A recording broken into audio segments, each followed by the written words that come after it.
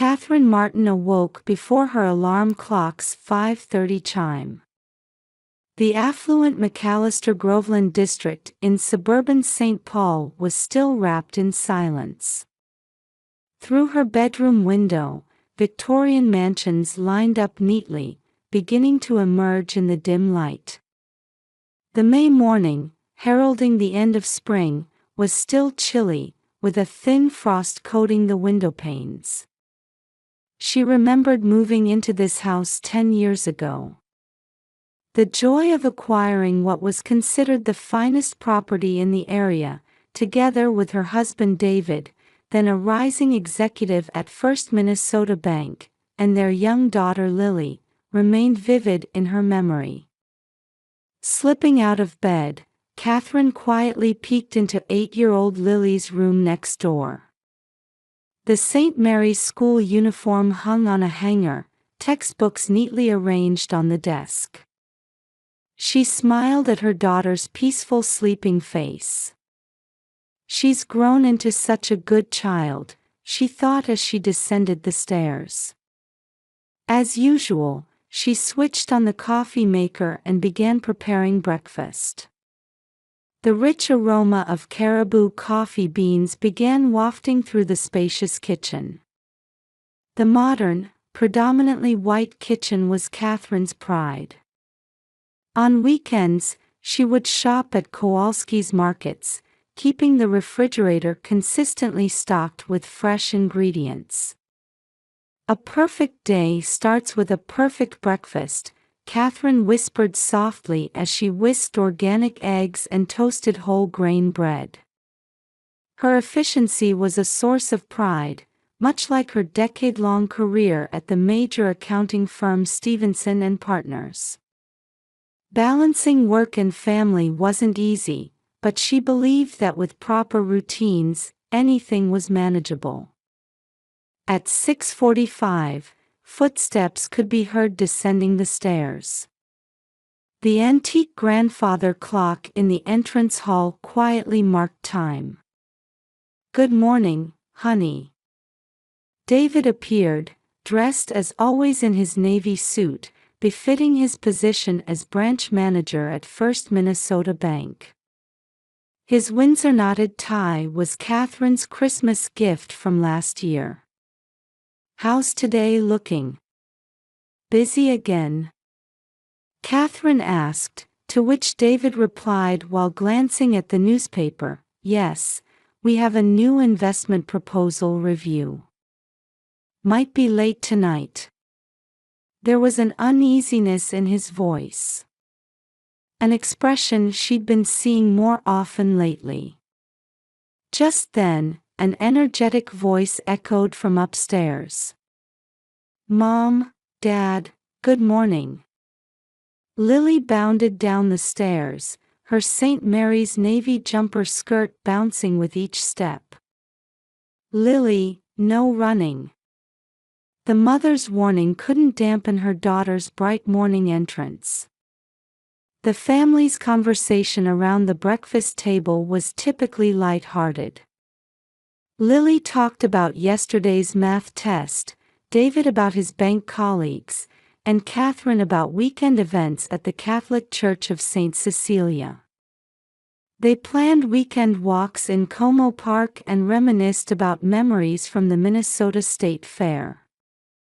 On the surface, nothing seemed different. However, lately, something had definitely changed. Her husband's late-night phone calls.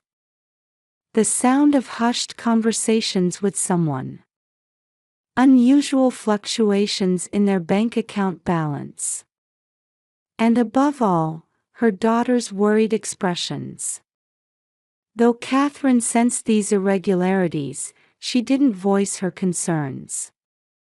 Surely, it must be work stress. She tried to convince herself of this. That morning too, the breakfast scene appeared normal. Only her husband's behavior was slightly different. David left his meal unfinished and stood up before even emptying half his coffee cup. I'm heading out early today, he said, hastily putting on his jacket. He added, but I'll be home early tonight. He smiled gently at Catherine and Lily. At 4:30 p.m., Catherine arrived at the after-school care center. Though daylight still lingered, the air was gradually growing cooler. The street trees' dense green foliage marked the transition from spring to summer. The center, located on St. Mary's School grounds, was housed in a red brick building that spoke to the area's history. The entrance displayed "After School Club" alongside the school motto, "Faith, Knowledge, and Service." Entering the classroom, she found her daughter concentrated on math workbook exercises. Her friend Amy sat nearby. The two regularly spent their after-school homework time together. On the desk lay the remains of their snack, an apple and empty milk container. Lily ran over joyfully. Her navy jumper skirt was still as neat as in the morning, though her white socks had slipped down slightly. In her backpack, she carefully stored an art project she had completed that day. "Look, I made a present for Dad," Lily exclaimed. A photo frame made of colorful origami paper. "Dear Papa" was written carefully on it. Small stars decorated the frame, reflecting Lily's characteristic cuteness. When Catherine greeted the teacher, Jane smiled kindly. "Lily is such a good child. She finished all her homework today too." On their way to the parking lot, Lily cheerfully talked about her day at school, how the bean sprout she was observing in science class had grown, and how she played jump rope with Amy during recess. These moments were wrapped in the simple happiness of daily life. Mother and daughter got into the car. Catherine's work briefcase sat in the passenger seat, with Lily in the back. The sound of seatbelts clicking echoed in the car. They set off on their usual route home toward the McAllister-Groveland district. "Mom, Dad's been acting strange lately," Lily suddenly said. Catherine's hands tightened on the steering wheel. She glanced at her daughter's reflection in the rearview mirror. "How so?" "He talks to someone in the middle of the night. Yesterday, I heard him say, 'I can't wait any longer.' And then..." Lily hesitated. "And then... I found lots of papers I'd never seen before in Dad's desk, with lots of numbers written on them." Catherine felt her chest tighten. Indeed, her husband's recent behavior had been unusual. The late-night calls, the strange account movements, and this morning's hurried departure. Everything seemed to suggest something. Just as they were about to enter their residential area, a sudden siren pierced the quiet evening streets. The harsh sound reverberated off the walls of the elegant mansions, growing louder. In the rearview mirror, police car lights flashed blue and red. And there wasn't just one. Multiple police vehicles approached, surrounding her car as if planned. What could this be? As Catherine's face showed confusion, the police radio came through clearly. "Suspect vehicle confirmed, establish containment." "Repeat." "Suspect vehicle confirmed, establish containment." Her heart began racing. She couldn't understand what was happening. Then, a megaphone voice shook the evening air. "Black Volvo, pull over to the shoulder immediately." Catherine followed the instruction, slowly bringing the car to a stop.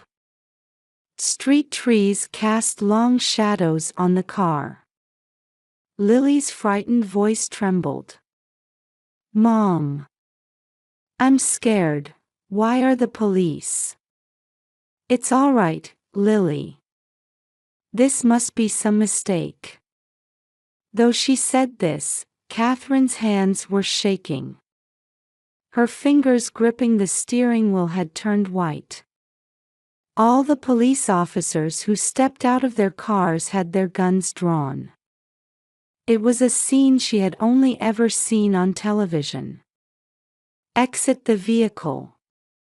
Slowly, with your hands up." The megaphone voice rang out again. Catherine took a deep breath and turned to her daughter. Lily's face was pale, her small body trembling. "Lily, it's okay. Mom will protect you." She unfastened her seatbelt and moved to the back seat to embrace her daughter. Lily's body carried the scent of school lunch and crayons. Slowly opening the door, the cold air of late spring rushed into the car. She raised her hands as instructed. She could see her shadow stretching unusually long on the asphalt. Police officers approached, guns still drawn. One of them asked in a cold voice, "Do you know the whereabouts of David Martin?" At that moment, Lily's trembling intensified, and she whispered in her mother's arms, "Dad. Dad." "Lily. What is it?" Tears welled up in her daughter's eyes as she continued with a trembling voice. "Dad said yesterday, 'I'm going to end it all,' and then he was putting something in a big bag." In Catherine's mind, all the dots began connecting. Her husband's abnormal behavior. The late-night calls. And this morning's final smile. Everything seemed to have been prepared for this moment. The perfect family routine she thought she had seemed to crumble silently like a glass castle. The police officers guided mother and daughter to separate patrol cars. Lily clung to her mother, refusing to be separated. "Mom. I don't want to leave you." "It's okay, I'll be right beside you," Catherine tried to reassure her daughter with a trembling voice. As police sirens wailed, the trembling figures of mother and daughter stood illuminated in the twilight residential street. The interrogation room at St. Paul Police Western District was filled with the sterile light of fluorescent bulbs. Catherine sat in a hard chair, trying to comprehend the detective's words. The peaceful daily life from just an hour and a half ago felt like a distant past. The detective quietly began while looking at documents on the desk. A middle-aged man in a gray suit, his badge read, "Detective Thomas Wilson. Your husband, David Martin, is involved in fraudulent loans amounting to approximately $5 million. Those words made the interrogation room's air heavy. Catherine couldn't believe her ears. Fraudulent loans? It was discovered during First Minnesota Bank's internal investigation. He created multiple fictitious investment projects and misappropriated customer deposits without authorization. Detective Wilson flipped through the documents one by one. There were many familiar signatures lined up. All were David's. What's more serious is that this fraud wasn't committed alone. The detective pulled out a new document. A photograph was attached. "Do you know this woman?" The photo showed a young woman in her mid-20s, wearing a First Minnesota Bank uniform. I might have seen her at bank training sessions. Jennifer Walker. She's been in an intimate relationship with your husband for the past 2 years. Catherine's vision blurred for a moment. 2 years ago. That was right after David had been promoted to branch manager. An affair. Her own voice sounded like someone else's. She's also an accomplice in the fraudulent loans. Customer information leaks, document forgery, fund transfers. She was involved in everything. Detective Wilson continued flipping through documents. However, Walker has been cooperating with us since yesterday. One reason appears to be that your husband was involved with other women besides her. The cold air of the interrogation room constricted Catherine's lungs. A peaceful home. An ideal husband. Everything was crumbling like a castle made of sand. Your daughter's testimony has also provided important clues. Detective Wilson softened his tone slightly. Where is Lily? Maternal instinct suddenly welled up. She's in the next room, talking with a child psychologist. Don't worry.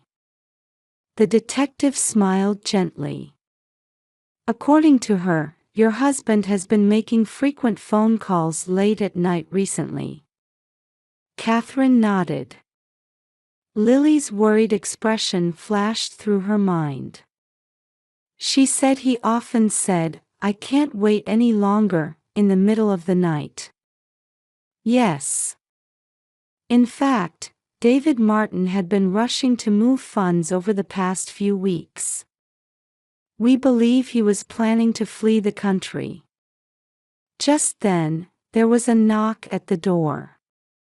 A young detective entered with documents. Report, sir. The suspect's credit card history shows he purchased airline tickets to Mexico. Detective Wilson continued while reviewing the documents. As of yesterday, approximately $3 million had been transferred to an account in the Cayman Islands. The remaining $2 million is currently under investigation. Catherine couldn't stop her hands from shaking.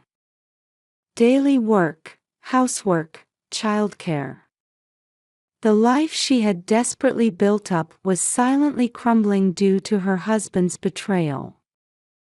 Just as everything seemed to be going dark, the door opened again and Lily burst in, followed by a kind-looking female counselor. Catherine held her daughter tightly as she ran over. The small body was trembling. I'm sorry about Dad. Lily's voice was wet with tears. I saw the papers in Dad's desk. There were lots of numbers and names I didn't know. Lily, you've done nothing wrong, Catherine said while stroking her daughter's back. At that moment, commotion could be heard from the hallway. The door opened, and a young detective hurriedly reported. We found the suspect's vehicle near the airport. Detective Wilson quickly stood up. Ma'am, could we have a bit more of your time? There are still things we need to confirm. The departure lobby of Minneapolis-St. Paul International Airport was crowded with travelers waiting for evening flights. In the Airport Security Command Center, Detective Wilson was conducting final checks of the operation. Wall-mounted monitors displayed surveillance camera footage from various parts of the airport. It was past 8 p.m., and the spring night was growing darker. Suspect David Martin is scheduled for flight AM 2751 to Mexico City. Boarding begins in 40 minutes, a young officer reported, tension evident in his voice. Just then, the command center door opened. Jennifer, brought from the holding room, appeared with a tired expression. Her first Minnesota bank uniform was wrinkled, her makeup smeared. "I just received a call from Martin," she began with a trembling voice. "He apologized for deceiving me, and said this would be his last call." "What exactly did he say?" Detective Wilson leaned forward. "He said he had arranged to meet another woman in Buenos Aires. It wasn't just me. It was all an act for the money." At that moment, the surveillance camera footage switched. A familiar figure appeared near the check-in counter in the departure lobby. Navy suit with a black carry-on case. Without doubt, it was David Martin. Just then, Catherine's mobile phone rang. A call from an unknown number. In the police station interrogation room, she held her breath. "You can answer it," Detective Wilson nodded. "Hello." "Catherine." A familiar voice.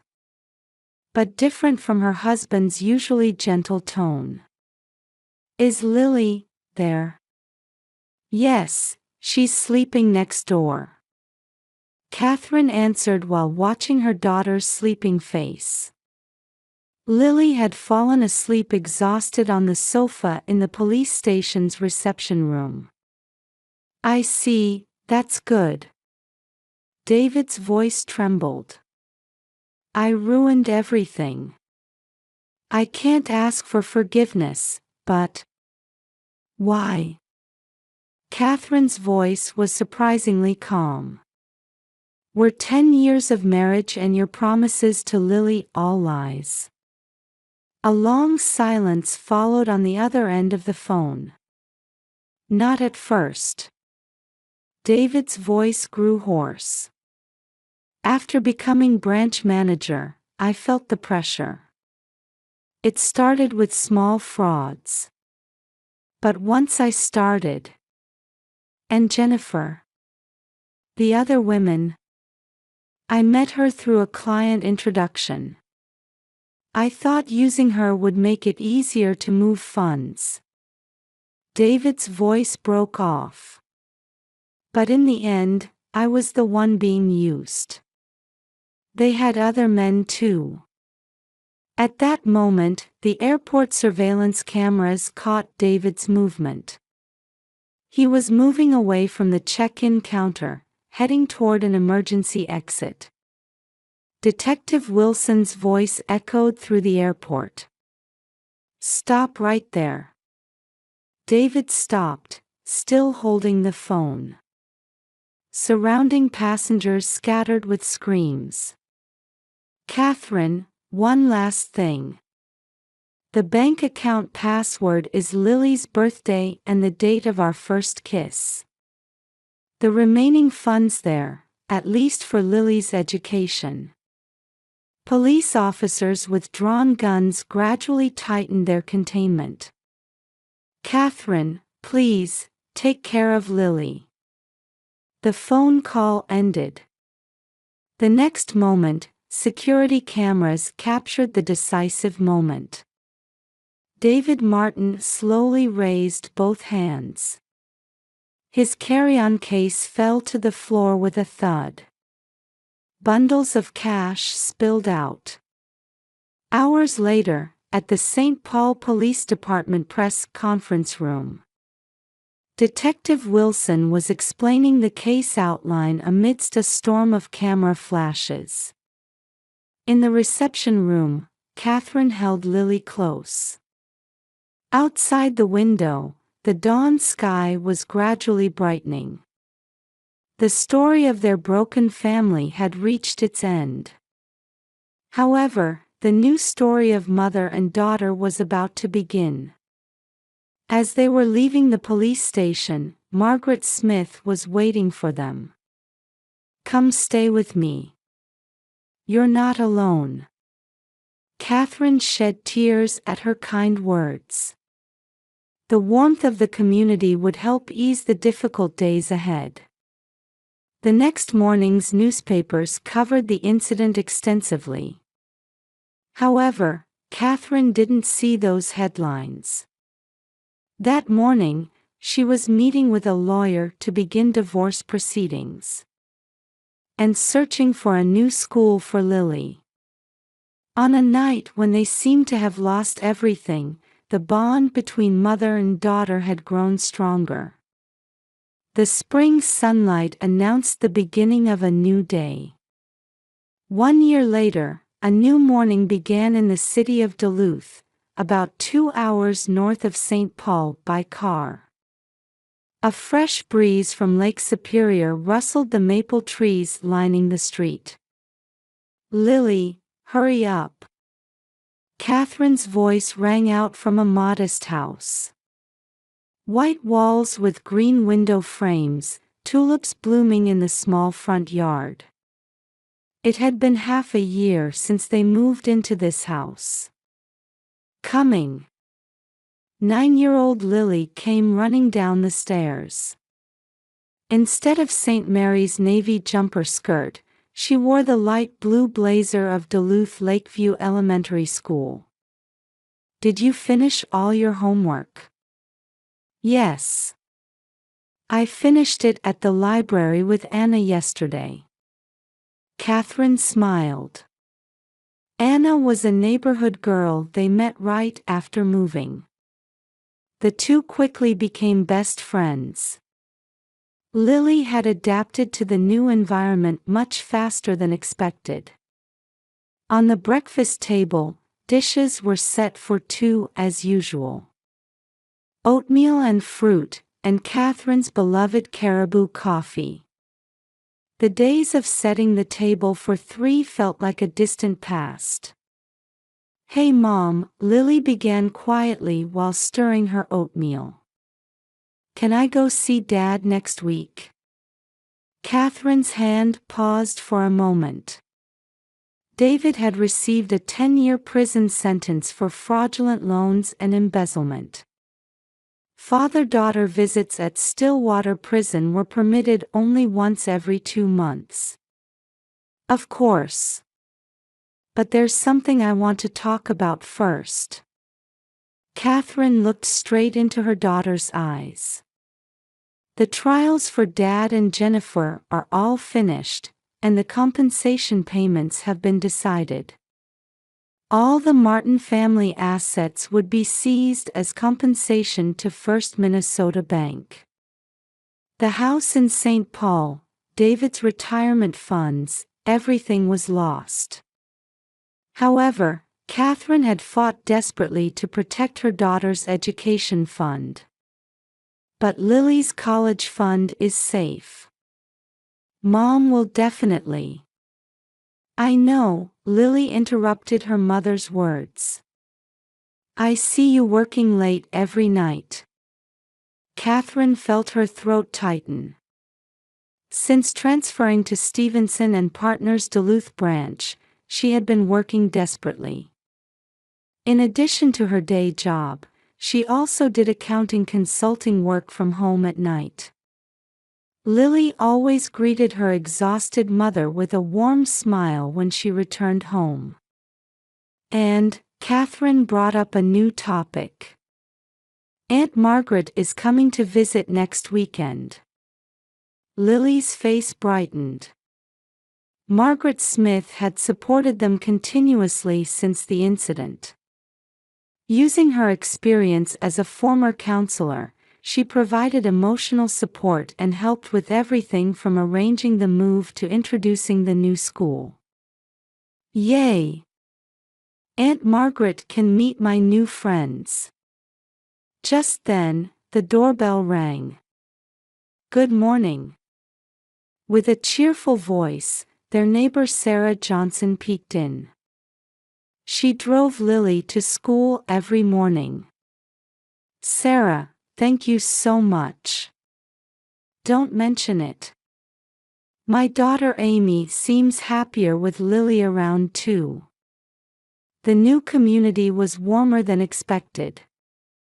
The people of Duluth accepted Catherine and Lily without prying into their past.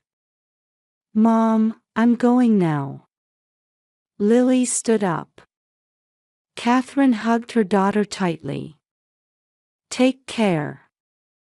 Have a wonderful day. The sky visible through the window was crystal clear blue. Beyond Lake Superior, the morning sun was rising to herald a new season. At 9 a.m., Catherine headed to her branch office. New project documents were piled on her desk. There had even been talk of promotion. The year of desperate work was slowly bearing fruit. During lunch break, she met with her colleague Jane at the nearby cafeteria. Catherine, about that matter, Jane began while picking at her organic salad. Have you thought about the teaching position at Duluth Community College? If it's evening part-time, you could balance it with your current job. A teaching position utilizing her accounting experience. New possibilities were gradually expanding. At 3 p.m., her mobile phone rang. She tensed for a moment at the unknown number, but it was her lawyer. Mrs. Martin, the settlement payment from David has been completed. The compensation from Jennifer Walker will also be transferred next week. In the evening, after finishing work, Catherine stopped by the lakeside park. Sitting on a bench, she gazed at the peaceful sunset. A year ago on that day, she thought she had lost everything. But the truly important things remained with her. Mom! Lily waved from across the park. Her daughter's smile getting out of Sarah's car shone in the sunset. Hey Mom, guess what? The teacher praised me today, Lily said excitedly, showing her writing assignment. The theme was, My Treasure. It read, My treasure is my mom's smile. Even when things are hard, Mom keeps moving forward, she's my hero. I want to keep making new memories with Mom. Catherine held her daughter tightly. The spring breeze gently caressed their hair. Here in this city, their new life had truly begun.